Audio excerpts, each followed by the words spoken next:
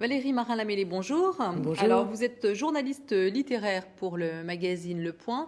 Alors, ce livre audio, est-ce que c'est une véritable tendance ou juste un épiphénomène?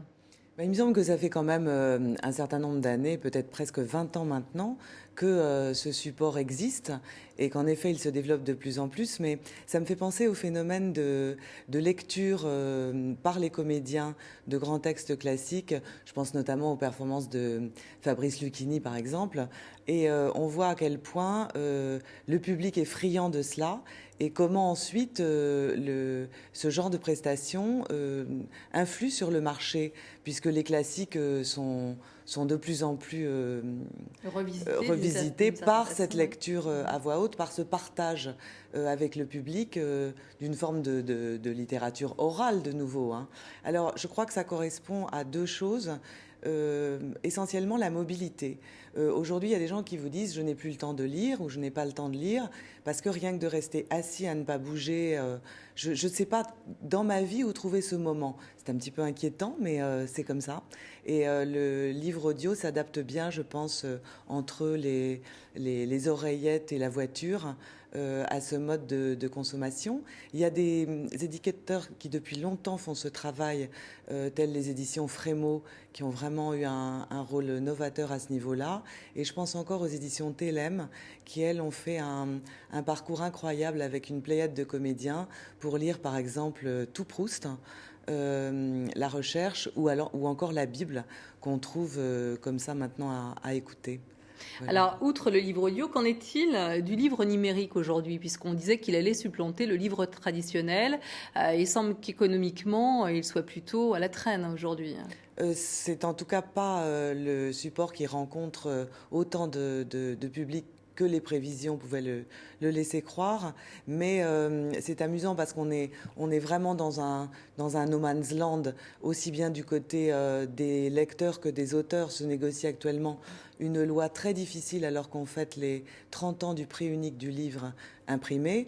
On cherche une modalité. Pourquoi est cette loi aussi difficile à voter? Elle est difficile à voter parce qu'on ne connaît pas ce public qui va pouvoir acheter. Donc on ne sait pas dans quelle mesure on peut rémunérer les auteurs.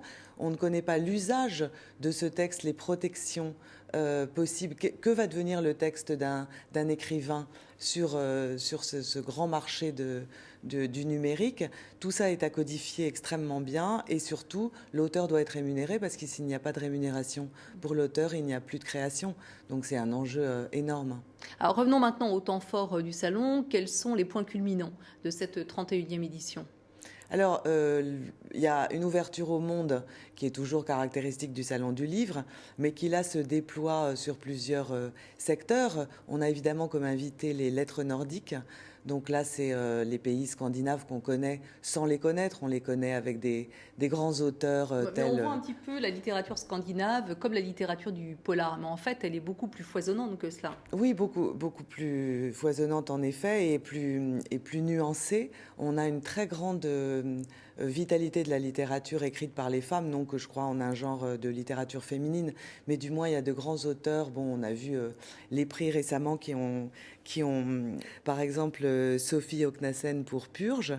Je pense à un très très bon écrivain qui s'appelle Monica Fagerlorm, qui fait une très très belle introspection des familles. Un mot de la littérature d'outre-mer qui est également très présente dans ce salon. Très présente et aussi très variée. C'est l'année de l'outre-mer en 2011. Je voudrais d'abord signaler qu'on a rendu un très bel hommage à Édouard Glissant, qui nous a quittés récemment et qui vient de cette île de Martinique, qui a donné des Césaires, des Chamoiseau aussi, mais des Frantz Fanon, donc d'une très grande richesse littéraire. Mais c'est aussi plein d'autres petites îles de cet archipel, comme Saint-Pierre et Miquelon, parce qu'on a des poètes comme Eugène Nicole qui sont absolument remarquables. Et voilà, il y a une très grande variété de cette littérature qui est à découvrir au salon. Merci Valérie Marin-Lamellé pour cette analyse sur le Salon du Livre. On se retrouve dans un instant pour parler de votre livre Novembre à Bamako. Voilà, alors Valérie Marin-Lamellé, vous avez vous-même été sensibilisée à la lecture du conte, à l'écriture du conte au Mali, où vous avez passé un certain temps pour écrire votre livre, Novembre.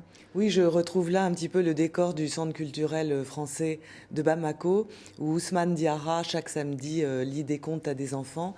Et il est en effet un des personnages de ce livre qui fait le portrait d'une capitale africaine à l'heure de la création contemporaine. Et Ousmane Diarra est un romancier dont l'itinéraire nous est conté là parmi ceux de plein d'autres acteurs de la vie culturelle tels qu'on l'imagine C'est un livre qui est pas écrit forcément. sous forme de carnet de voyage. Pourquoi ce type d'écriture? Le carnet de voyage, c'était une manière de montrer cette circulation tout à fait typique dans une ville comme Bamako, où on rencontre quelqu'un qui vous amène vers quelqu'un, qui vous amène vers quelqu'un, et vous avez finalement en très peu de temps le réseau actif et créatif d'une ville qu'on a essayé de montrer avec la photographe Christine Fleurant dans Novembre à Bamako.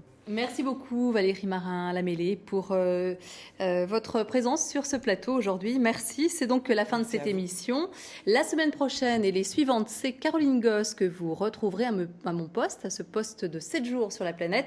Je pars de mon côté me préparer à une actualité majeure, un très heureux événement dans quelques semaines maintenant. Voilà. En attendant, vous pourrez toujours retrouver le dossier pédagogique et les fiches pour la classe sur www.tv5monde.org. À bientôt.